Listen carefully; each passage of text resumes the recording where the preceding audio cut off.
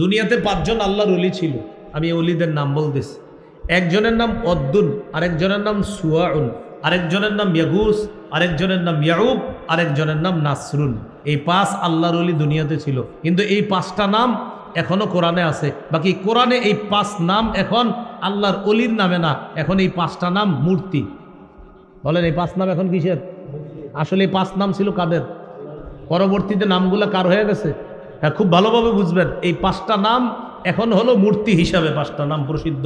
আসলে 5 নাম ছিল কাদের? 5 জন আল্লাহর ওলি। ওয়াদ্দুন নামক ব্যক্তি খুব আল্লাহর ওলি ছিলেন। এই 5 আল্লাহর ওলি যখন দুনিয়াতে ছিলেন, ভক্তবৃন্দ যারা আছে তারা তাদেরকে খুব অনুসরণ করত, আল্লাহর ইবাদত করত, বন্দেগী করত। খুব ভালোভাবে শুনেন, শোনার পরে আপনাদের খুলে যাবে অনেক বিষয়। এই 5 আল্লাহর ওলি মারা গেছে। মারা যাওয়ার পর ভক্তরা এখন আগের মতো ইবাদত করে মজা পায় না। ইবলিস মানুষের রূপ ধরে তাদের কাছে আসছে। মন খারাপ তোমাদের? হ্যাঁ। কেন?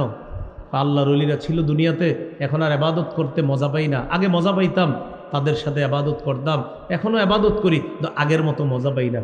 ইবলিস তাদেরকে একটা বুদ্ধি দিল। তখন ইবলিস মানুষের রূপ ধারণ করত সহজ। আমি তোমাদের এই 5 জন আল্লাহর ওলির 5টা প্রতিমূর্তি বানায়া দিই। 5টা প্রতিমূর্তি বানায়া দিই। তাদের চেহারাগুলো তোমাদের ঘরে ঘরে রাখবা। ওয়াদ্দুন নামক আল্লাহর ওলি যেখানে বসতো ওখানে একটা প্রতিমূর্তি তার চেহারাটা রেখে দিবা। সুয়াউদ নামক আল্লাহর ওলি যেখানে বসতো তার যে আকৃতিটা তোমাদেরকে দিব, তার আকৃতিটা ওই সুয়া নামক আল্লাহর ওলির জায়গায় রেখে দিবা। এইভাবে 5 আল্লাহর ওলির 5টা আকৃতি দিব। আকৃতিগুলা তাদের ইবাদত খানায় রেখে দিবা। তারা যেখানে বসে বসে ইবাদত করত। মানুষ বিষয়টা সহজে নিস। ইবলিস মাটির 5টা প্রতিমূর্তি তৈরি করে দিস। তৈরি করে দেওয়ার পর ওই 5 আল্লাহর ওলি 5 জনের জায়গায় 5টা বসায় দিস।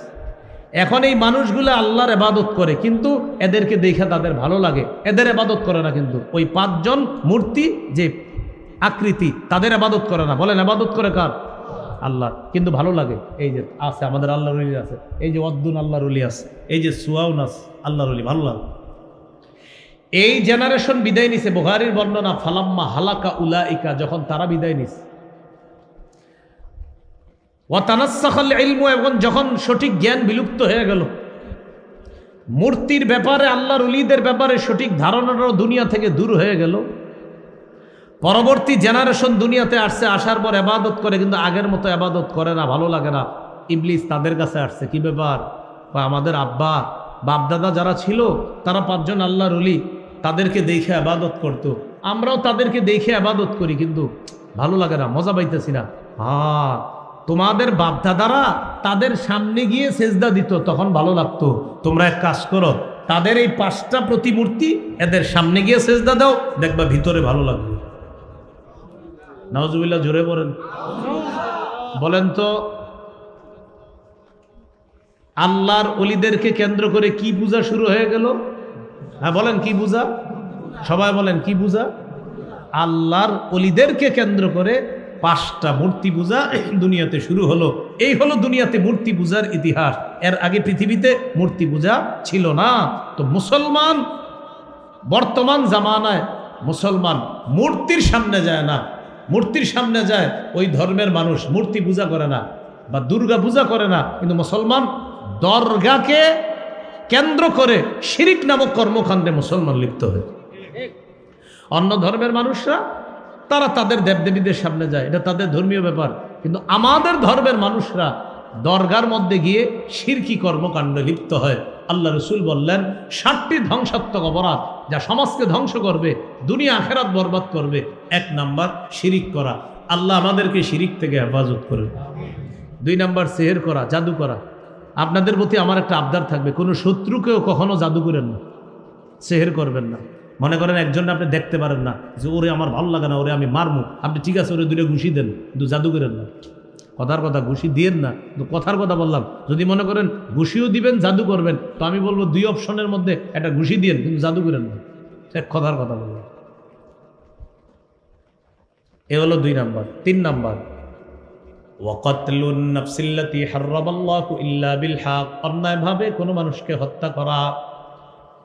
সমাজের মধ্যে যখন 2 জন ব্যক্তি ঝগড়া করবে, ঝগড়া করার পর আমরা 2 শ্রেণীর দুই এলাকা থেকে আইসা উচিত হলো তাদেরকে মীমাংসা করে দেওয়া। উল্টা আমরা কি করলাম, দক্ষিণ পাড়া থেকে 10 জন 10টা বাঁশ নিয়ে আসলাম, উত্তর পাড়া থেকে 10টা বাঁশ নিয়ে 10 জন আসলাম। বলেন ঝগড়া কমবে না আরো বাড়বে? 3 নাম্বার, অন্যায়ভাবে কাউকে হত্যা করা। ওই দক্ষিণ পাড়া উত্তর পাড়া 2 জনে ঝগড়া লাগছে, এখন দক্ষিণ পাড়া উত্তর পাড়া থেকে 10 জন 10 বাঁশ নিয়ে মোট 20 বাঁশ নিয়ে আসছে এখানে। আসার পর বাস মারপিট শুরু। কেন শুরু জানে না, এবার মার্ডার হয়ে গেছে 5-7 জন। পরে আপনার হয় ঘটনা কি, আমরা মরলাম কেন? হোত বেটা, এগুলো 2 জনের মধ্যে সামান্য একটা ঝগড়া হয়েছিল, 5 জন মরে গেলাম।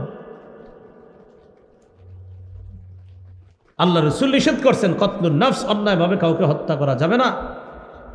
আপনারা এই সমাজে যারা আছেন, এমন কোনো কাজ যেন না হয় যে একটা মানুষকে হত্যা করার পর্যন্ত পৌঁছে যায়। হত্যা পর্যন্ত যেন না পৌঁছে। 2 জনের ঝগড়া হইতেছে, মিটিয়ে দেন, তাড়াতাড়ি গিয়ে মিটিয়ে দেন। যদি দেখেন হাতাহাতির পর্যায়ে, তাড়াতাড়ি 2 জনকে 2 দিকে নিয়ে দেন।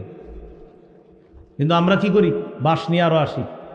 আমার পুত্রে ধরছস, এরকম আমার চাচারে ধরছে, 2 দিক থেকে বাঁশ নিয়ে আসে। না, এভাবে আদর্শ সমাজ গঠন হবে না। আল্লাহ রাসূল বললেন 3 নাম্বার, অন্যায়ভাবে কাউকে হত্যা করা, এটা বর্জনীয়, এটা সমাজে বর্জন করতে হবে, এটা করা যাবে না। একটা চড়ুই পাখি গাছে বসে রয়েছে, ওরে আপনি অন্যায়ভাবে হত্যা করা নিষেধ, নাসাইর হাদিস।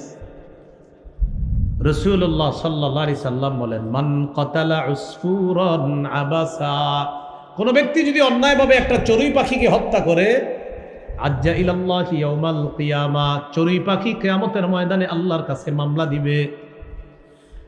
চড়ুই পাখি বলবে, আল্লাহ, গাছের মধ্যে আমি বসেছিলাম, আমার কোনো অপরাধ নাই মাবুদ, এই লোকটা গাছের নিচ দিয়ে যাইতেছিল, আমার পাশ দিয়ে যাইতেছিল, অনর্থক আমাকে হত্যা করছে, আমি বিচার চাই।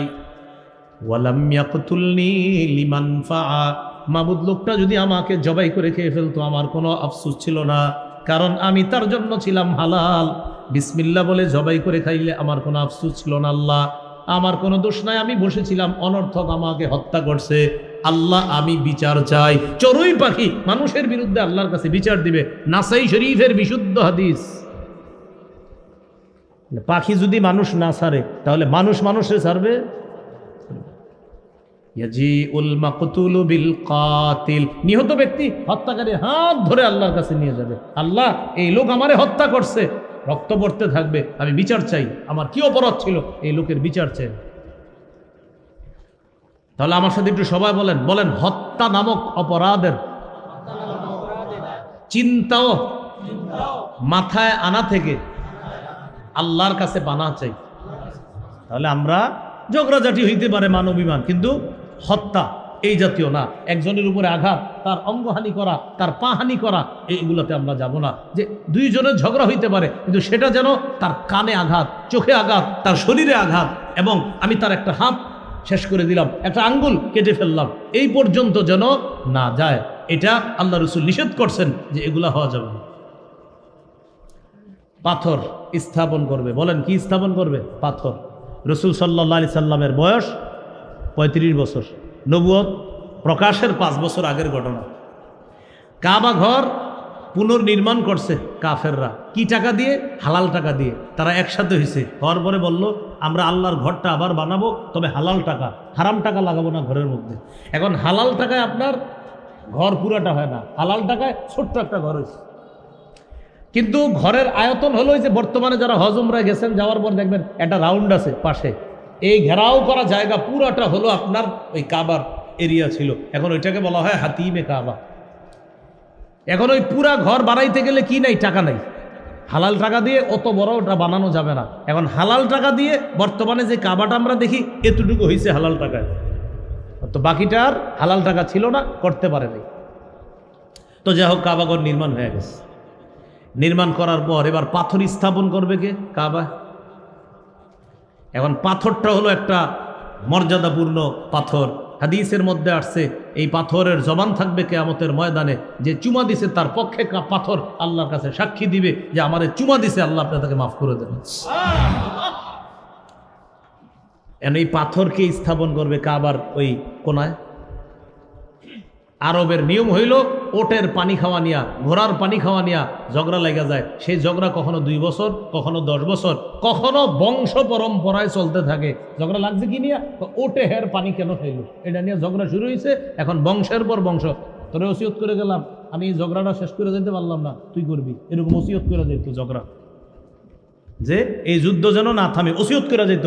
যুদ্ধ লাগছে কি নিয়ে? আপনার ঘোড়া পানি খাওয়া নিয়ে, ওটে পানি খাওয়া নিয়ে। এখন পাথরকে স্থাপন করবে, এটা নিয়ে একদল আরেক দল বলতেছে আমরা, আরেক দল বলে না আমরা, আরেক দল বলে আমরা। আরবের নিয়ম কি জানেন? এই আমরা হইতে হইতে হইতে হইতে ঠিক আছে, অস্ত্র ফয়সালা করবে। কে ফয়সালা করবে? অস্ত্র মানি? হ্যাঁ, অস্ত্রই ফয়সালা করবে। যুদ্ধ হবে, যুদ্ধে যারা জিতবে তারা পাথর লাগাবে। সোজা অস্ত্র নিয়ে আপনার সব গোত্র রেডি, কাবা চত্বরে প্রস্তুত, অস্ত্র নিয়ে প্রস্তুত, এক এক গোত্র। যুদ্ধ হবে, যারা জিতবে তারা পাথর স্থাপন করবে। এক মুরব্বী বসা, মুরব্বী সবাইরে বললেন তোমরা আজকে রাতটা অপেক্ষা করবা। কয় কেন? কয় দেখো না, আগামীকাল আমরা সবাই বসে থাকবো, ভোরে সর্বপ্রথম যেই লোকটা প্রবেশ করবে কাবা চত্বরে, এই লোকটাই পাথরটা এখানে স্থাপন করবে, আমরা সবাই মেনে নিব। দেখি ভোরে কোনো ব্যক্তি আসে কিনা, আমাদেরকে ছাড়া অন্য কোনো ব্যক্তি আসে কিনা। যিনি আসবে বাস তাকে আমরা বরকতি মানুষ মনে করে তার দায়িত্বে দিয়ে দিব পাথর স্থাপনের। যদি এরকম কেউ না আসে তাহলে ঝগড়া, আমাদের মাঝে যুদ্ধ হবে, যুদ্ধে মীমাংসা হবে কারা পাথর রাখবে। রাত হয়ে গেছে, সকালবেলা সবাই তাকায় আছে, দেখে কি আউয়ালু মান দাখালাল কাবা রাসূলুল্লাহ সাল্লাল্লাহু আলাইহি ওয়াসাল্লাম। সর্বপ্রথম যে লোকটা প্রবেশ করছে তিনি হলেন তাদের মাঝে প্রসিদ্ধ আল আমিন, আমাদের নবী মুহাম্মদ সাল্লাল্লাহু আলাইহি সাল্লাম সর্বপ্রথম কাবা চত্বরে প্রবেশ করছে। সবাই যখন নবীজিরে দেখছে, এই তো আমাদের আল আমিন, তাহলে তার কোনো সমস্যাই নেই। সব কাফের মুশরিকরা বলতেছে মুহাম্মদ সাল্লাল্লাহু আলাইহি সাল্লাম, যেহেতু মুহাম্মদ এসে গেছে তার নিয়ে তো আমাদের কোনো অভিযোগই নেই। ব্যাস এমন এক লোক আসছে, নিয়ত ছিল কি যে আসবে সেই পাথর স্থাপন করবে, আর এমন এক লোক আসছে যারে সবাই ভালোবাসে মুহাম্মদ, ব্যাস আমরা ফয়সালা মেনে নিলাম। এখন দেখেন ঘটনাটা আপনাদেরকে বলি, নবীজিরে বলছে মুহাম্মদ সাল্লাল্লাহু আলাইহি সাল্লাম তুমি আসছো, এখন আমরা একটা সিদ্ধান্ত নিয়েছিলাম, যাক বাঁচাইছে আল্লাহ তাআলা, আমাদের মাঝে বিশাল বড় যুদ্ধের দিকে আমরা চলে গিয়েছিলাম, এখন এই পাথর ওই কাবার কোনায় তুমিই লাগাবা, স্থাপন করবা। নবীজি সাল্লাল্লাহু আলাইহি সাল্লাম পাথর স্থাপন করবেন। ঘটনা হলো আপনার পাথরটা ওজনওয়ালা পাথর, এই পাথরটা বহন করে একা নেওয়া যাবে না কাবা পর্যন্ত, বহন করতে দুই একজন প্রয়োজন। এখন সেই দুই একজন কে হবে? আমাদের নবী চিন্তা করলেন, বুদ্ধি খাটাইলেন, যে এখন তো আবার ঝগড়া শুরু হইব। নবীজি বুদ্ধি করে বললেন প্রত্যেক গোত্রের নেতারা আসেন। সুবহানাল্লাহ। সব গোত্রের নেতাদেরকে আনার পর বললেন একটা কাপড় বিছান, বিছাইছে। কাপড়ের মধ্যে পাথরটা নবীজি রাইখা বললেন এবার সবাই কাপড় ধরেন। সবাই কাপড় ধরছে, আর সব গোত্রের লোকেরা বলতেছে আমাদের নেতাও পাথর নেয়। আরেক গোত্র বলতেছে আমাদের নেতাও পাথর নেয়, আরেক গোত্র বলতেছে আমাদের নেতাও পাথর নেয়। সব গোত্র খুশি যে আমগো নেতাও তো পাথর নিছে, যুদ্ধের প্রয়োজন নেই। কি শিখলাম? রাসূলুল্লাহ সাল্লাল্লাহু আলাইহি সাল্লাম বুদ্ধি করে ঝগড়া বাড়িয়ে দিয়েছে না থামিয়ে দিয়েছে? 3 নাম্বার মনে আসেনি? 7 ধ্বংসাত্মক অপরাধের 3 নাম্বার কতলুন নাফস, অন্যায়ভাবে কাউকে হত্যা করা। এটা নিষেধ, এটা নিজেরা করব না, সমাজে যেন না হয় এই ব্যাপারে আমরা সচেতন থাকবো ইনশাআল্লাহ। 4 নাম্বার ওয়া আকলুর রিবা, সুদ খাওয়া। সুদ খাওয়া এটা একটু আগে বলছি, একটু এই জায়গাটা শুনেন মন দিয়ে। রাসূলুল্লাহ সাল্লাল্লাহু আলাইহি সাল্লাম বলেন লা ইয়াতিয়াতনা আলান নাসি জামান, আমার উম্মতের উপর এমন একটা সময় আসবে লা ইয়াবকা আহাদুন ইল্লা আকালার রিবা, আমার উম্মতের কেউ বাকি থাকবে না, সবাই সুদ খাবে, এমন একটা সময় আসবে। ওয়া ইল্লাম ইয়াকুলহু আসাবাহু মিন বুখারিহি, নবী বলেন ডাইরেক্ট যদিও সুদ না খায়, সুদের হাওয়া সবার গায়ে লাগবে। প্রথমে বলছে সবাই খাবে, তো সবাই তো খায় না। নবী বলছে সবাই খাবে, মানে সবাই ডাইরেক্ট না খাইলেও সুদের হাওয়া সবার গায়ে লাগবে। যেমন এক ব্যক্তি আপনারে 1 কাপ চা খাওয়াইতে নিয়ে গেছে দোকানে, চা পান করা আছে আপনারে, আপনি চা খাওয়া এটা আপনার জন্য গুনাহ হবে না, আপনার জন্য নাজায়েজ হবে না, কারণ আপনি মনে করছেন লোকটা আমারে মহব্বত করে 1 কাপ চা খাওয়াইছে, কিন্তু উনি 5 টাকা বিল দিছে, 5 টাকা সুদের 5 টাকা। এখন আপনি ডাইরেক্ট সুদ খান না, কিন্তু সুদের হাওয়া আপনার পেটে দিয়ে দিল। এখন আপনি নামাজে এসে মজা পান না, আল্লাহু আকবার, কি রে এশার নামাজে ইমাম সাহেবের কেরাতটা আজকে দিতে তেমন ভালো লাগতেছে না, এতদিন তো ভালো লাগছে। ফজরের নামাজে আজকে ভালো লাগতেছে না, তুমি ভালো লাগছে। ইমাম সাহেবের কাছে গেছে, হুজুর নামাজে মজা পাইতেছি না, এশায়ও মজা পাই না, ফজরে মজা পাই না। ইমাম সাহেব কয় কালকে উল্টাপাল্টা কিছু খাইছেন? কয় না, আমি তো হারাম কিছু খাই না, আমি হারাম উপার্জন করি না, আমি হারাম খাইও নাই। কয় কেউ কিছু খাওয়াইছে? হ্যাঁ একজন খাওয়াইছিল। খোঁজ নিয়ে দেখেন যেটা খাওয়াইছে ওখানে কোনো হারামের ছোঁয়া আপনার পেটে আসছে কিনা। আপনার গুনাহ হয় নাই খাওয়াতে, কিন্তু হারামের ছোঁয়া লাগাতে এখন আপনি আজকে নামাজে মজা পাইতেছেন না। এই ছোঁয়া যতদিন থাকবে ইবাদতে মজা পাবেন না। টেনশনে পড়ে গেছেন অনেকে যে হুজুর মাঝে মাঝে তো আমগো হয়, ঠিক না? এবাদত দেখবেন হঠাৎ হঠাৎ মজা লাগে না। ওই কোথায় জানি কোন পার্টিতে গিয়ে খাইছেন, খাওয়ার পরে আর মজা লাগে না। আপনার জানাও নাই সেই পার্টির আয়োজন কি দিয়ে হয়েছে। খুব সতর্ক, খুব সতর্ক। বাচ্চা যারা আছে বাচ্চাদেরকে যে কোনো জায়গার খানা খাওয়াই দিবেন না। যেই কোনো খানা বাচ্চাদেরকে খাওয়াবেন না। দেখবেন মাঝে মাঝে বিভিন্ন অনুষ্ঠানকে কেন্দ্র করে বিভিন্ন খানার আয়োজন করে, এই বাচ্চাদেরকে সব খানা খাওয়াবেন না। আমাদের উস্তাদরা একদিন খালি বলছিল যে এই জাতীয় খানা, উল্টাপাল্টা খানা, যেখানে সেখানের খানা গ্রহণ না করা। বিশ্বাস করেন এরপর থেকে আমি নাবালেগ থেকে কোন জায়গার আপনার এখানে সেখানে বিভিন্ন খাবার দেয়, এই খাবার বাস দূরে থাকা, বিরত থাকতেছে বলছে, বাস এটাই সুন্দর কথা। তো আমি বলতেছি বিভিন্ন জায়গায় দেখবেন বিভিন্ন উপলক্ষে খানা দেয়। আমি বলছি না যে আপনার জন্য এটা না যায়, আমি বলছি দূরে রাখেন, ভালো হবে ইনশাল্লাহ, ভালো হবে। বিশেষ করে মৃত ব্যক্তি ইত্যাদির খাবার এগুলো আপনারা অসহায় ব্যক্তিদেরকে খাওয়াই দেন, এতিম অসহায় মিসকিনদেরকে বেশি খাওয়াই দেন। মৃত ব্যক্তিদের খাদ্যটা আপনারা যারা পয়সাওয়ালা আছেন আপনারা না খাওয়াই ভালো। ওই অসহায় এতিম যারা আছে, যেটা ইসালে সওয়াব বলি আমরা, এটা তাদেরকে খাওয়াই দেওয়ার চেষ্টা করা। দিল মরে যায়, অন্তর মরে যায়, এবাদতে মজা পাওয়া যায় না। কারণ সব হক আপনি খাইতে যান কেন? এতিম মিসকিনেরটাও আপনি পেটে ঢুকাইতে যান কেন?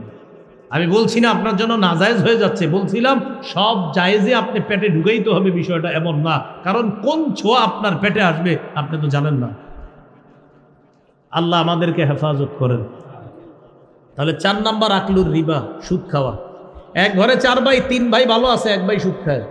এই ভাই জোর করে বাকি 3 ভাইরে ঝামেলার মধ্যে ফালায়া দেয় মাঝে মাঝে। হ্যাঁ, আপনারা এক মায়ের পেটের ভাই, আমার অনুষ্ঠানে আপনারা কেন আসবেন না? 2-3 ভাই মুখ দিয়ে বলতে পারে না তোমার কামাই তো সুদের কামাই, কেমনে যাবো? এটা না পারে বলতে, না পারে সইতে। 3 ভাই বাধ্য হয়ে ওই সুদের কামায় তখন তারাও যায়, শরীক হয়। কি বলবো? তাহলে 4 নাম্বার আকলুর রিবা, সুদ খাওয়া, এটা বর্জনীয়, এটা নিষেধ। আল্লাহ আমাদের এই সমাজটা সুদমুক্ত সমাজ গঠন করার তৌফিক দান করেন। আশা করি আপনাদের সমাজে সুদখোর নাই। সুদের কারবার আছে আপনাদের এলাকায়? আপনারা যদি সবাই চুপ হয়ে গেলেন। হ্যাঁ, আলোচ্য বিষয় দিচ্ছে আদর্শ সমাজ গঠন। তো জিজ্ঞাসা করলাম এই সমাজে সুদ আছে? সবাই সুদ। এই সমাজে কি সুদ আছে? তো সুদ থাকলে তো আদর্শ সমাজ গঠন হবে না। এটা সমাজ থেকে বের করতে হবে। রাসূলুল্লাহ সাল্লাল্লাহু আলাইহি সাল্লাম বলেন, কোন এলাকায় 2টি অপরাধে গজব বেশি আছে। কয় অপরাধে? বলেন আমার সাথে সবাই বলেন। সুদের কারবার, জিনা। আবার সুদের কারবার, ব্যভিচার। সুদের কারবার, ব্যভিচার। কোন এলাকায় গজব আসে অন্যতম 2টি অপরাধের কারণে। একটা হলো সুদের কারবার, আর একটা হলো ব্যভিচার। আল্লাহ আমাদেরকে অপরাধ থেকে হেফাজত করেন। এ হলো 4 নাম্বার। 5 নাম্বার, ও আকলু মালিল ইয়াতীম, এতিমের সম্পদ অন্যায়ভাবে ভক্ষণ করা। ভাই এই অংশটা মন দিয়ে শুনেন। বড় ভাই মারা গেছে, তার 3-4 জন সন্তান আছে, চাচার দায়িত্বে আসছে এতিম সন্তানগুলা। এখন চাচা কি করে? কলমের খোঁচায় ভাতিজা ভাতিজিদের সম্পদ আত্মসাৎ করে। এটা নিষেধ। আল্লাহ তাআলা পবিত্র কোরআনে বলেন, ইন্নাল্লাযীনা ইয়াকুলুনা আমওয়ালাল ইয়াতামা যুলমা, যারা অন্যায়ভাবে এতিমের সম্পদ পেটে ঢুকায়, ইন্নামা ইয়াকুলুনা ফি বুতুনিহিম নারা, তারা পেটে আগুন খায়। আগুন।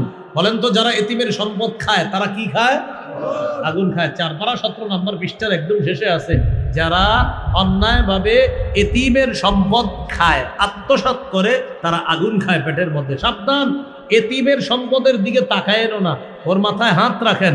নবী বলেন, ইযা আরাদতা আইয়ালিনা কলবুক, তুমি যদি চাও তোমার অন্তরটা নরম হোক, ফামসাহ রাসাল ইয়াতীম, এতিমের মাথায় হাত বুলাইবা, তোমার অন্তর আল্লাহ নরম করবে। তাহলে এতিমের সম্পদ আত্মসাৎ করা যাবে না। সমাজে এই জাতীয় কাজ যদি করে কেউ, সবাই মিলে বাধা দিতে হবে। এতিমের খোঁজ খবর সমাজের সবাই রাখতে হবে, ওর সম্পদের দিকে যেন কেউ খারাপ দৃষ্টি না দেয়, এই খবর সবার রাখতে হবে। এই গেল 5 নাম্বার ধ্বংসাত্মক অপরাধ। 6 নাম্বার ওয়াত্তাওয়াল্লি ইয়াউমাজ জাহফি, জিহাদের ময়দান থেকে পলায়ন করা। প্রথমে বলেন জিহাদের নিয়ত সবার আছে? হ্যাঁ, হাত তুলে দেখান, আছে নিয়ত? আসলে নিয়ত আছে? কোন মুমিনের যদি জিহাদের নিয়ত না থাকে, এই অবস্থায় যদি সে মারা যায়, সে মুনাফিকি মৃত্যুবরণ করবে। قال رسول الله صلى الله عليه وسلم من مات ولم يغزو أو لم يحدث في نفسه مات على شعبة من نفاق। কোন ব্যক্তি মারা গেল, জিহাদ করলো না অথবা জিহাদের সংকল্প করলো না, সে মুনাফিকি মৃত্যুবরণ করলো। বলি নাউজুবিল্লাহ। রাসূলুল্লাহ সাল্লাল্লাহু আলাইহি সাল্লাম বলেন, মান সাআলাল্লাহা শাহাদাতা বিসিদকিন বাল্লাগাহুল্লাহু মানাজিলাশ শুহাদাই ওয়া ইন মাতা আলা ফিরাশিহি। এই ব্রাহ্মণগাঁও থেকে এক ব্যক্তি নিয়ত করছেন শহীদ হবেন। আপনি আপনার ঘরের বিছানায়ও যদি মারা যান, খাঁটি নিয়ত যদি থাকে, আল্লাহ আপনাকে শহীদদের মর্যাদায় পৌঁছায় দিবেন। তাহলে 6 নাম্বার জিহাদের নিয়ত। এই মুসলিম সমাজের প্রত্যেকটা মানুষের মনে থাকতে হবে জিহাদের নিয়ত। বুড়া দুরা ছোট বড় যা আছে সবার নিয়ত থাকতে হবে জিহাদ। আমাদের সমাজে এখন জিহাদের কথাও বলে না, আবার জিহাদের কথা বললে অনেকে মনে ইন্না লিল্লাহ, হুজুর এটা কি আলোচনা শুরু করছে, এরকম যেন না হয়। মুসলমানের অধপতনের একটা আলোচনা আছে আমার, 17টা কারণে মুসলমানের বর্তমান অধপতন। এর মধ্যে একটা কারণ ছিল মুসলমান জিহাদ ছেড়ে দেওয়া। এটা মুসলমানের 17টি অধপতন আমি বের করেছি খুঁজে। এর মধ্যে একটা হলো জিহাদ ছেড়ে দেওয়া। মুসলমানদের অধপতনের অন্যতম কারণ জিহাদ ছেড়ে দেওয়া। জিহাদ ছেড়ে দিয়েছে মুসলমান, এটা তাদের অধপতনের কারণ। আল্লাহ আমাদেরকে হেফাজত করেন। 7 নাম্বার ওয়াকযফুল মুহসানাতিল মুমিনাতিল গাফিলাত, সতী সাদী মুমিন নারীকে মিথ্যা অপবাদ দেওয়া। এটা একটু বুঝেন। ব্রাহ্মণগাঁও একটা ভালো মেয়ে, আসলে মেয়েটা ভালো, এই মেয়েটার বিয়ে ঠিক হয়েছে। বিয়ে ঠিক হওয়ার পর এই এলাকার কেউ একজন ছেলে পক্ষের বাবারে ফোন দিয়েছে, ফোন দিয়ে বলতেছে আপনার ছেলের সাথে কি ব্রাহ্মণগাঁও পুকুরের পশ্চিম পাড়ের অমুকের মেয়ের সাথে বিয়ের কথা? হ্যাঁ, আগামী শুক্রবারে বিয়ে।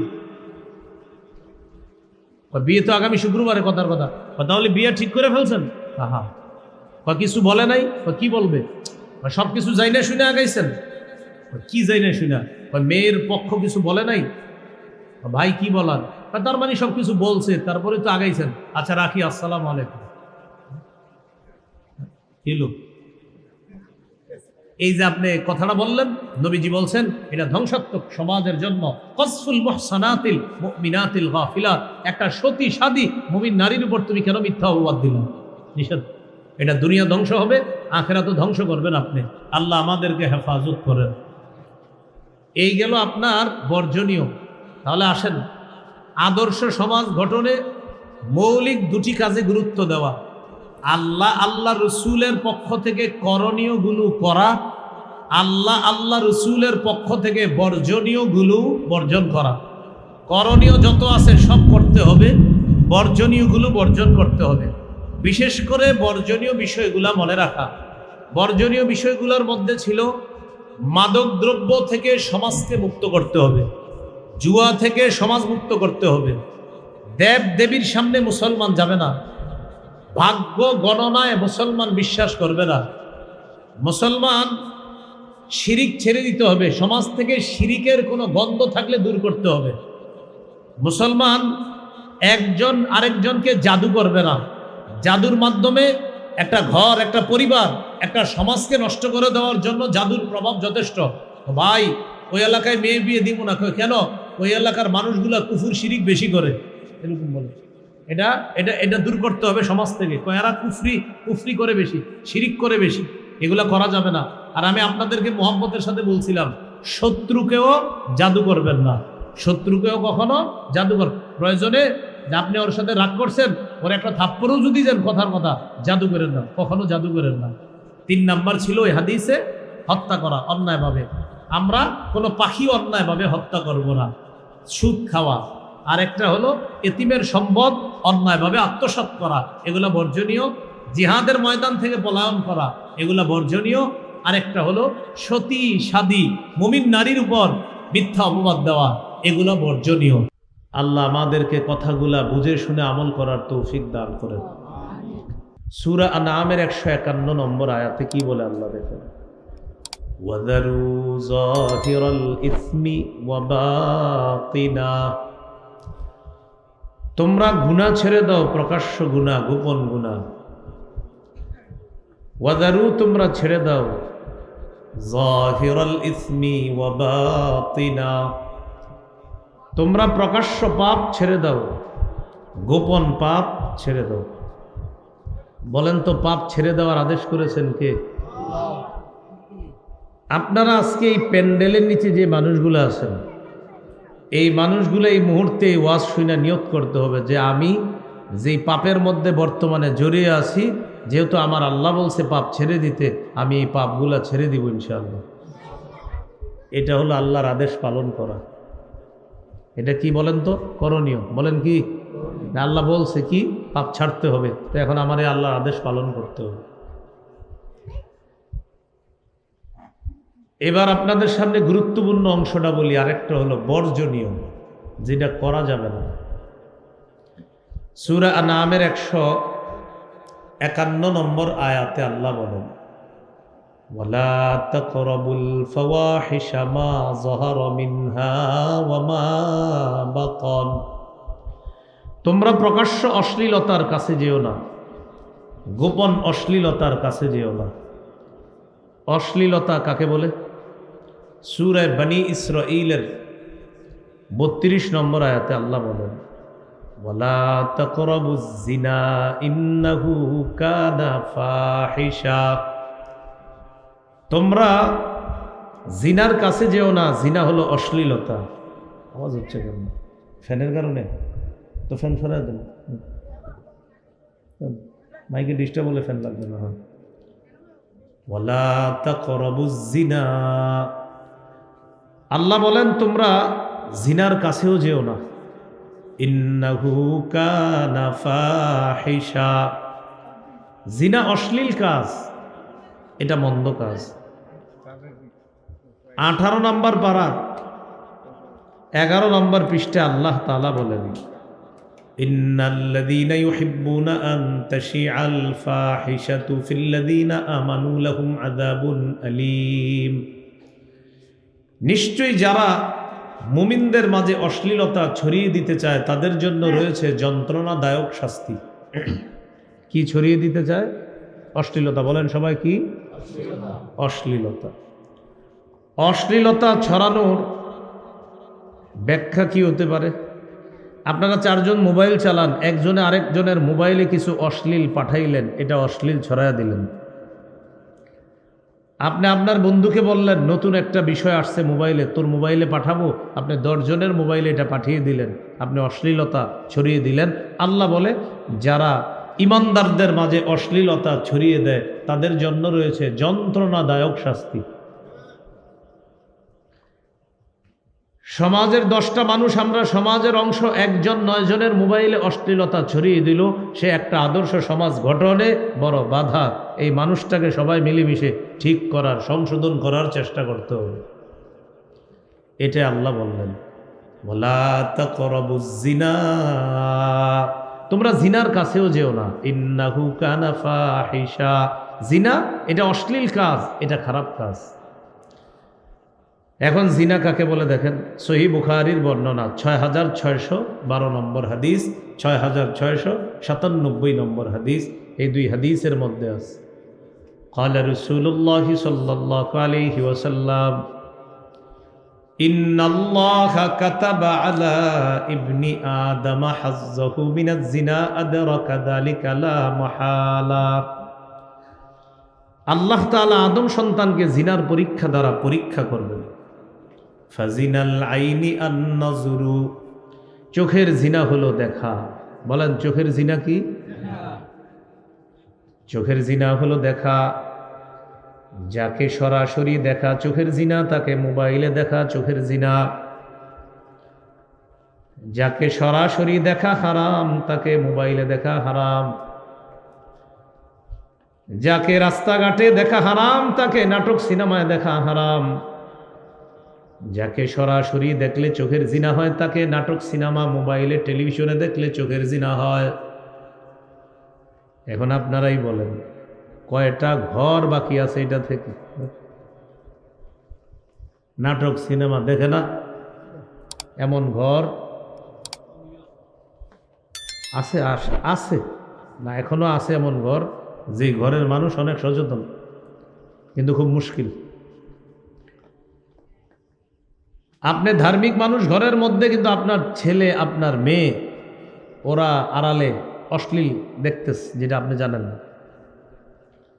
আপনিও ধার্মিক, আপনার স্ত্রী ধার্মিক, কিন্তু ওরা আড়ালে আবডালে গুনাহ করতেছে, যেটা আপনি জানেন না।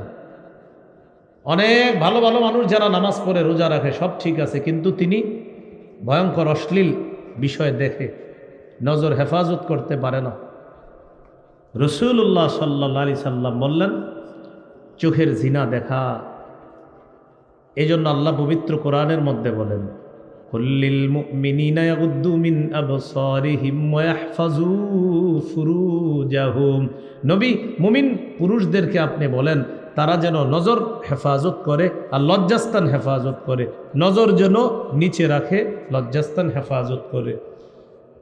দেখেন এখানে আল্লাহ বলছে নজরের গুনাহ, লজ্জাস্থানের গুনাহ। গুনাহ বড় কোনটা? লজ্জাস্থানের। বলেন বড় গুনাহ কোনটা? আগে বলছে কোনটা? নজরের কথা। নজরের গুনাহ লজ্জাস্থানের গুনাহ থেকে ছোট, কিন্তু আল্লাহ প্রথমে বলছে নজরের গুনাহ, পরে বলছে লজ্জাস্থানের গুনার কথা। কেন আল্লাহ নজর হেফাজতের কথা প্রথম বলছে?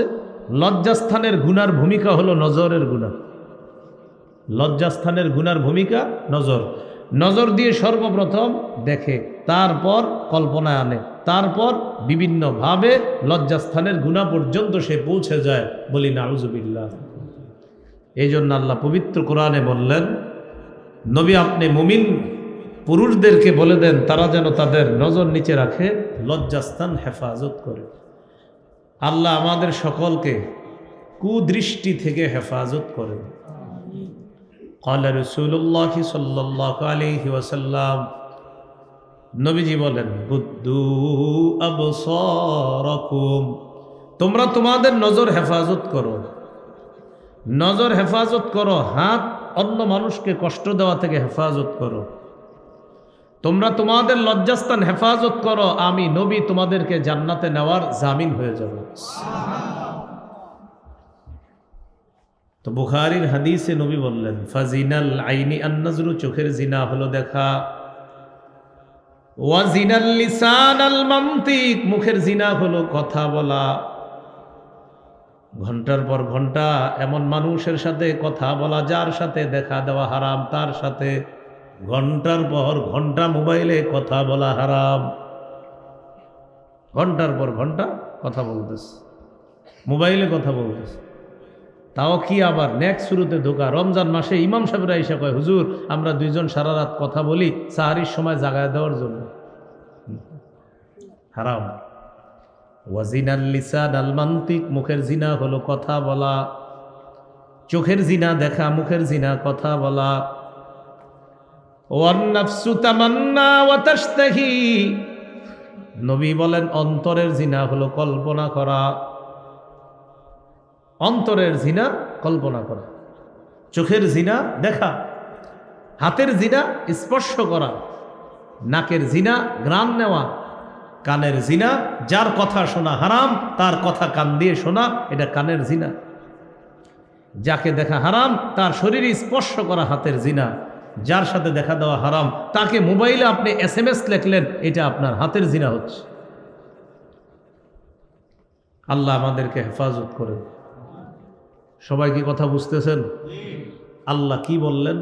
ওয়াদারু যাহিরাল ইসমি ওয়া বাতিনা, প্রকাশ্য গুনাহ ছেড়ে দাও, গোপন গুনাহ ছেড়ে দাও। আর নিষেধ করলেন কি? ওয়ালা তাকরাবুল ফাওয়াহিশা মা যাহারা মিনহা ওয়া মা বাতান। প্রকাশ্য অশ্লীলতার কাছে যেও না, গোপন অশ্লীলতার কাছে যেও না। তাহলে আদর্শ সমাজ গঠনে এক নাম্বার হলো আল্লাহ যা করতে বলেছেন এটা যদি না করি আদর্শ সমাজ গঠন মুশকিল হয়ে যাবে। আল্লাহর কথাগুলা বাস্তবায়ন করা আর আল্লাহ যা নিষেধ করেছেন এটা ছেড়ে দিতে হবে। আল্লাহ বলছে প্রকাশ্য অশ্লীলতার কাছে যেও না, গোপন অশ্লীলতার কাছে যেও না। সাহস করে আজকে মাহফিল শুনলেন, 10 দিন পর, 1 মাস পর যদি এই মাঠের মধ্যে একটা পর্দা লাগায়, যে পর্দার মধ্যে খেলা দেখার আয়োজন হবে, যে খেলায় মাঝে মাঝে অশ্লীল অ্যাডভারেন্সও আসবে, তখন যদি আপনারা এটা বাধা দিতে না পারেন তো আদর্শ সমাজ গঠন হবে না। আদর্শ সমাজ গঠন তখন হবে যারা আজকে মাহফিলের আয়োজন করতে পারছেন মাশাআল্লাহ, এই যুব সমাজ। ঠিক আপনারা যারা অশ্লীল কাজের জন্য পর্দার ব্যবস্থা করে, যে মানুষ দলে দলে আইসা সেখানে অশ্লীলতা দেখবে, বেহায়াপনা দেখবে, সেটা আপনারা বাধা যদি দিয়ে এটাকে প্রতিহত করতে পারেন তো আদর্শ সমাজ গঠন সহজ হবে। আল্লাহ আমাদেরকে বুঝার তৌফিক দান করেন। এবার বর্জনীয় আরো কিছু দেখি কি আছে। সূরা আলী ইমরান 131 নম্বর আয়াত। এই আয়াতে আল্লাহ একটা নিষেধ করছে একটা বিষয়, আমি কি বলবো সেটা?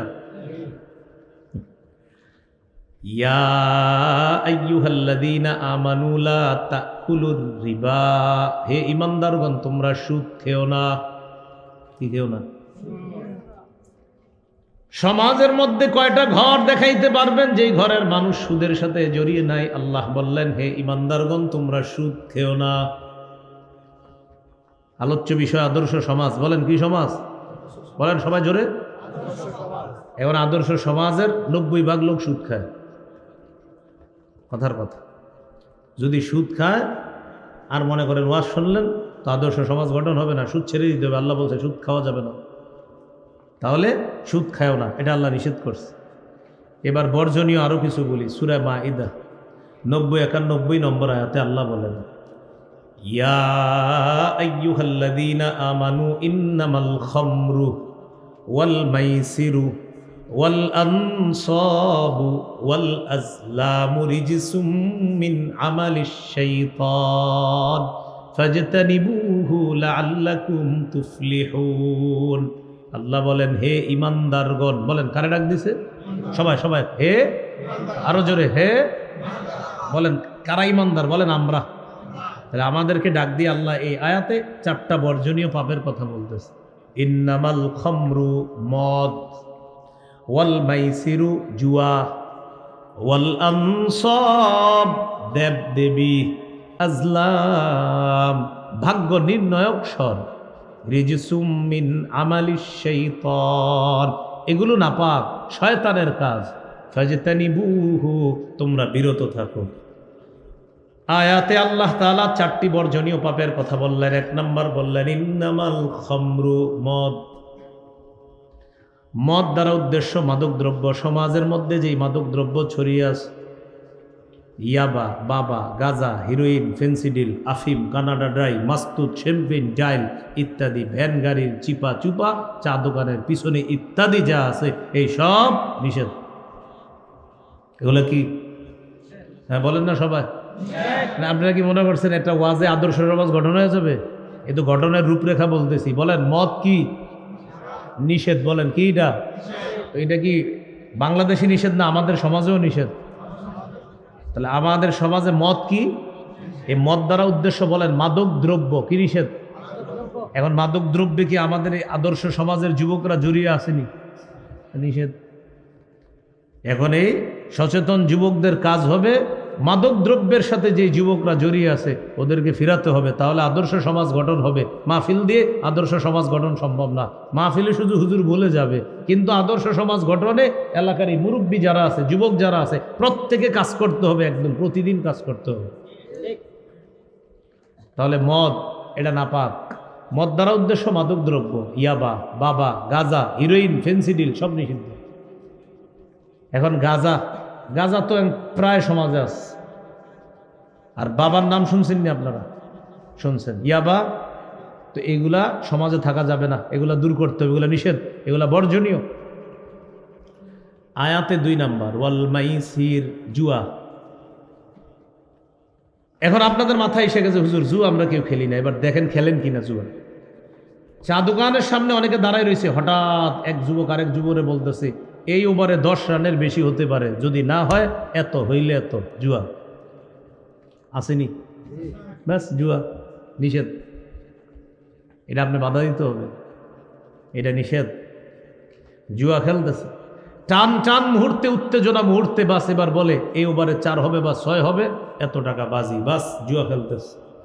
জুয়ারিরা জুয়া খেলতে খেলতে জমি ঘর বাড়ি যা আছে সব বিক্রি করে ফেলে। এটা জুয়া নিষেধ, জুয়া নিষেধ। আরেকটা জুয়া হলো ঘরে বৈশা মোবাইলে অ্যাপস দিয়ে জুয়া খেলে, যেটা আমাদের বাংলাদেশের সহ বিশ্বের অনেক সেলিব্রিটিরা সেই জুয়ার অ্যাপসের অ্যাড দেয়, সেই জুয়াও নিষিদ্ধ। আর ওই সেলিব্রিটি যারা অ্যাড দেয় ওরাও নিষিদ্ধ, জুয়া বর্জনীয়, ওই সেলিব্রিটি ওরাও বর্জনীয়, ওদেরকে বর্জন করতে হবে। তাহলে মাদক দ্রব্য একটা আদর্শ সমাজে চলতে পারে না, জুয়া একটা আদর্শ সমাজে চলতে পারে না, মাদক আদর্শ সমাজে নিষিদ্ধ, আদর্শ সমাজের জন্য মাদক থাকতে পারে না। এটা এই মাদক মুক্ত করে একটা সমাজের মধ্যে আদর্শ ফিরিয়ে আনতে হবে, কারণ একটা সমাজের মানুষ আদর্শ মানুষ হবে, আবার সেখানে মদ থাকবে, মাদক থাকবে, এটা হতে পারে না। 2 নাম্বার জুয়া এই আয়াতে নিষিদ্ধ। 3 নাম্বার ওয়াল আনসাব, মুসলমানদের জন্য দেবদেবী নিষিদ্ধ, মুসলমানদের জন্য দেবদেবী নিষিদ্ধ। 4 নাম্বার ওয়াল আজলামু রিজসুম মিন আমালিশ শাইতান, ভাগ্য নির্ণয়ক স্বর এগুলা নিষিদ্ধ। টিয়া পাখি, ময়না পাখি, সাপ ইত্যাদি দিয়ে হাতের ভাগ্য দেখে, রেখা দেখে ভাগ্য গণনা করে, এগুলা বিশ্বাস করলে ঈমান চলে যাবে। قال رسول الله صلى الله عليه وسلم من أتى عرافا أو كاهنا فصدقه بما يقول فقد كفر بما أنزل على محمد صلى الله عليه وسلم। নবীজি বলেন, কোন ব্যক্তি যদি গণকের কাছে যায়, যাওয়ার পর ওই গণকের কথা যদি বিশ্বাস করে, তাহলে আমি নবীর উপর আল্লাহ যা নাজিল করছে সে সব অস্বীকার করলো। হ্যাঁ, হাদিস আবার বুঝেন। নবী বলেন, আমার কোনো উম্মত গণকের কাছে গেছে, যাওয়ার পর গণক যা বলছে, জ্যোতিষী যা বলছে সে সব বিশ্বাস করছে। নবী বলেন এই ব্যক্তিটা আমি নবীর উপর আল্লাহ যা নাজিল করছে সব সে অস্বীকার করছে। নাউজুবিল্লাহ। হাতের রেখা দেখে ভাগ্য গণনা করে। আপনারা যারা দেশগ্রামে কাজ করেন, আপনাদের হাতে এমনি একটু দাগ বেশি পড়ে। এখন গণক আপনার জ্যোতিষী আপনার হাত দেখে বলে এত দাগ থাকার তো কথা না, তো স্বাভাবিকভাবে খেটে খাওয়া মানুষ, গাছ টাছ কাটে যারা, এদের হাতে প্রচুর দাগ হয়। আপনার হাতে এত দাগ কেন? কিছু সমস্যা আছে, রাহু আছে, শনি রাহু আছে, মানে কিছু বলবে আর কি আপনাকে। 1201 টাকা, 1 টাকাটা শিখিয়ে দিতে হবে, টাকা যেন না হয়, এরকম বলবে। আপনি চিন্তা করবেন আল্লাহ জানে, মনে হয় সমস্যা না হলে এরকম 1201 টাকা হইব কেন? 11টা কালো মুরগির ডিম নিয়ে আসতে হবে, কি করে? মানে আপনি চিন্তা করে যাবেন যে কালো মুরগি 11টা হইতে হবে, তার মানে কিছু একটা সমস্যা মনে আছে। এইভাবে জ্যোতিষী আপনাকে ধোঁকা দিবে। এইভাবে ওই সাপুরিরা অথবা ময়না পাখি, টিয়া পাখি দিয়ে আপনার হাতের উপরে এই টাকাগুলা নিয়ে যাবে, বা আপনারে বুঝাবে যে সমস্যা আছে কিছু, অথবা আপনারে দেখে বলবে কি তুমি মনে হয় বন্ধুদের সাথে বেশি ঘুরো, এই লোকটার বন্ধুদের সাথে ঘুরার অভ্যাস আছে, একটু সমস্যা আছে। আচ্ছা বলেন তো, বর্তমান যুগের যুবক ছেলেরা কারা বন্ধুদের সাথে না ঘুরে? সবাই তো ঘুরে, মানে কয়ে দিল এখন ও মনে মনে কয় আসলে তো আমি বন্ধুদের সাথে ঘুরি, তো ঘুরে না কে? সবাই তো ঘুরে। তাহলে এই আয়াতে 4টা বর্জনীয় বিষয় জানলাম, এর মধ্যে একটা মাদক দ্রব্য সমাজ থেকে দূর করতে হবে। মাদক দ্রব্য, বিড়ি সিগারেট এগুলাও নেবেন না, বিড়ি সিগারেট এগুলাও আপনার অভ্যাস ছেড়ে দেন। ধূমপান স্বাস্থ্যের জন্য ক্ষতিকর, প্যাকেটের উপরে লেখা। আর এখন কি ক্ষতিকর লেখা? এখন লেখে ধূমপান মৃত্যু ঘটায় এখন। আর কোনো প্যাকেটে আছে ধূমপান বিষপান। তাহলে আমার অবাক লাগে যে প্যাকেটে লেখা আছে ধূমপান মৃত্যু ঘটায়, এটা দেখাও আবার খাইতেছে। মানে আপনি পড়তেছেন এই তুমি কিন্তু মরবা, আচ্ছা ঠিক আছে মরলে মরলাম, টানে। এবার আমার সাথে একটু বলেন দরি, সবাই বলেন দরি, বলেন জাহান্নামীদের একটা খাদ্য আছে, নাম দরি। এই খাদ্যের বৈশিষ্ট্য হলো স্বাস্থ্য বাড়ায় না, ক্ষুধা নিবারণ করে না। বলেন জাহান্নামের সেই দরি নামক খাদ্যের সাথে দুনিয়ার একটি খাদ্য মিলে যায় যেটি স্বাস্থ্য বাড়ায় না, ক্ষুধাও নিবারণ করে না। সেটি কি আপনারা বলেন? আল্লাহ কোরআনে বলছে লাইসা লাহুম তাআমুন ইল্লা মিন দরি'। সূরাতুল গাশিয়াতে আল্লাহ বলেন লাইসা লাহুম তাআমুন ইল্লা মিন দরি'। জাহান্নামীদের একটা খাদ্য হলো দরি' নামক খাদ্য। লা ইউসমিনু, যেটা স্বাস্থ্য বাড়ায় না, ওয়ালা ইউগনি মিন জু, যেটা ক্ষুধা নিবারণ করে না। আমি চিন্তা করে দেখছি এই দরি নামক খাদ্যের সাথে দুনিয়ার একটা খাদ্যের মিল আছে যেটা স্বাস্থ্য বাড়ায় না, ক্ষুধাও নিবারণ করে না। সেটা কি? আপনারা কিন্তু বলছেন এটা কি বলেন? ধূমপান। তাহলে ধূমপান জাহান্নামের খাদ্যের সাথে মিলে যায়। এইগুলোও দূর করতে হবে। ছেলের সামনে, মেয়ের সামনে, সন্তানাদির সামনে এক তো আপনি ছেড়ে দিবেন, আমরা আশাবাদী। আরেক তো আপনি আপনার সন্তানের সামনে এই কাজটা কখনো করেন না। ওর উপরে খারাপ প্রভাব পড়বে, পরবর্তীতে ও আপনারে ভয় পাবে না, বাবা হিসাবে শ্রদ্ধা করবে না, চাচা হিসাবে শ্রদ্ধা করবে না। আগে যেই শ্রদ্ধা বোধ ছিল আপনার ব্যাপারে আপনার সন্তানের, ও যখন দেখবে ওর সামনে আপনি ধূমপান করছেন, ও আপনাকে আগের মতো শ্রদ্ধা করবে না। আল্লাহ আমাদেরকে এই বিষয়গুলো গুরুত্ব দিয়ে এই বর্জনীয় পাপগুলা বর্জন করে আদর্শ সমাজ গঠনে ভূমিকা রাখার তৌফিক দান করেন। সহিহ বুখারীর বর্ণনা 2766 নম্বর হাদিস। এই হাদিসের মধ্যে আছে ক্বালা রাসূলুল্লাহ সাল্লাল্লাহু আলাইহি ওয়াসাল্লাম ইজতানিবুস সাবআল মুবিকাত। রাসূলুল্লাহ সাল্লাল্লাহু আলাইহি সাল্লাম বলেন, তোমরা 7টি ধ্বংসাত্মক অপরাধ থেকে বাঁচো। এমন 7টি অপরাধ আছে যে অপরাধ তোমাদেরকে ধ্বংস করে দিবে।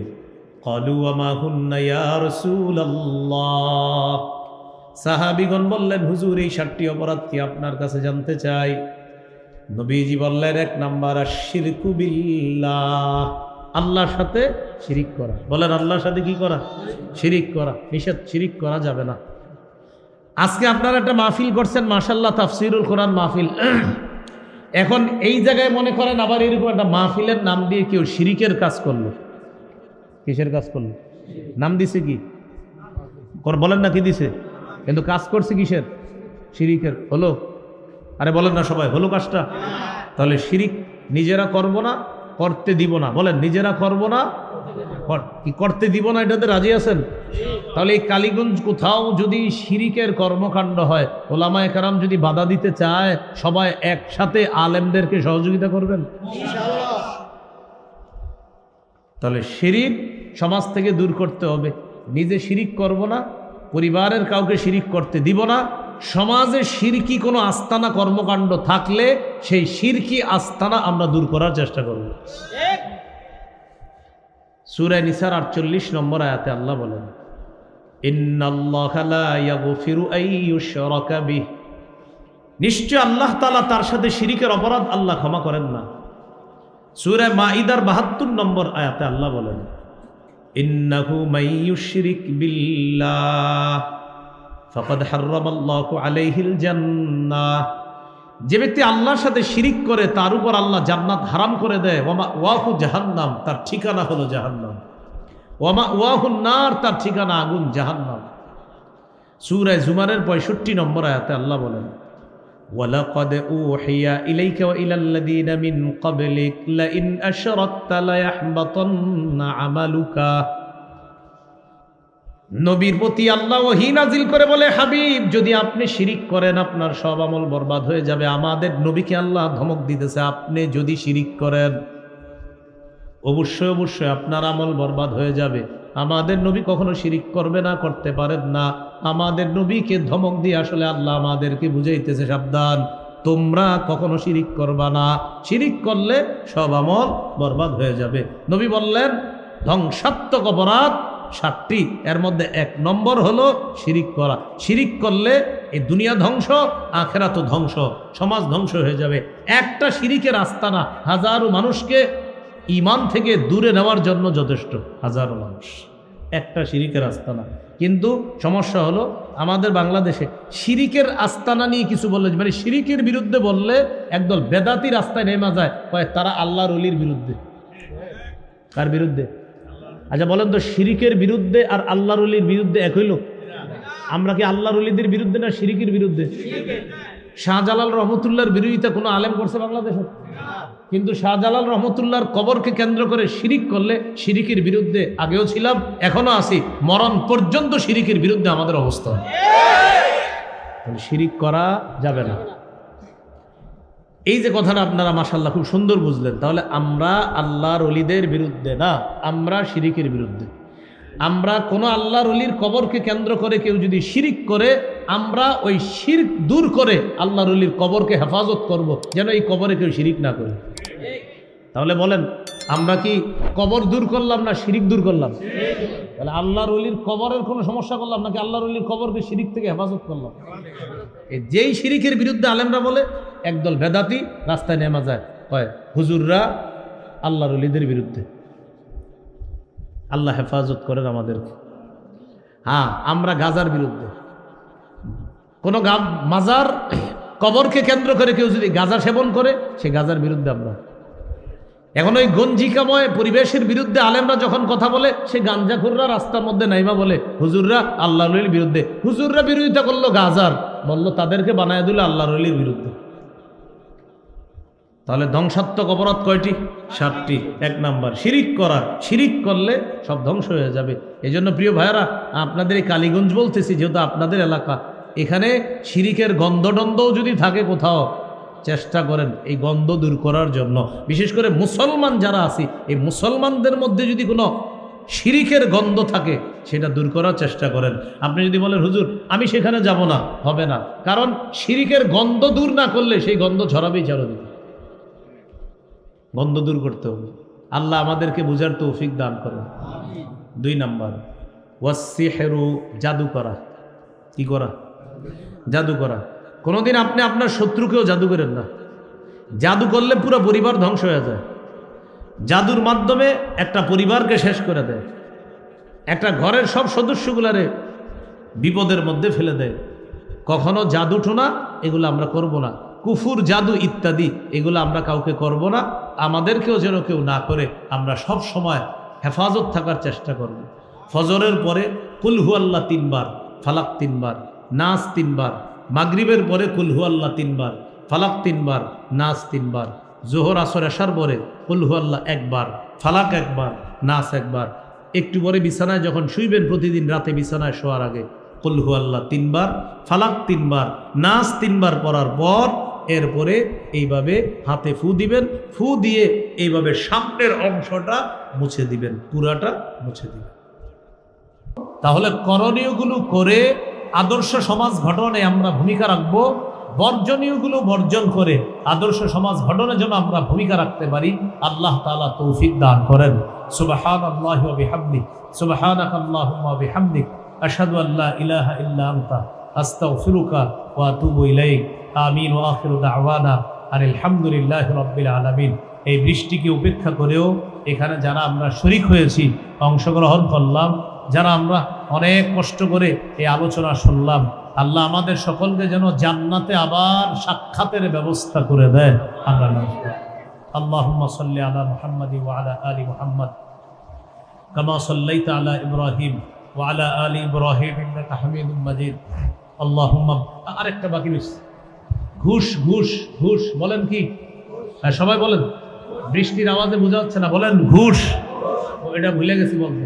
ঘুষ, ঘুষের কারবার সমাজে থাকা যাবে না। ঘুষ এটা আমাদের রয়ে গেছে। ঘুষ হাদিসে আসছে, লাআনাল্লাহুর রাশি ওয়াল মুরতাশি। ঘুষ দাতা, ঘুষ গ্রহীতা উভয়ের উপর আল্লাহর অভিশাপ। হাদিসে আসছে, নবী বলেন ঘুষ দাতা, ঘুষ গ্রহীতা উভয়ের উপর আল্লাহর অভিশাপ। এটা আমি বলতে ভুলে গেছি। ঘুষ দেওয়া যাবে না, ঘুষ নেওয়া যাবে না, ঘুষ গ্রহণ করা যাবে না। আল্লাহ হেফাজত করেন।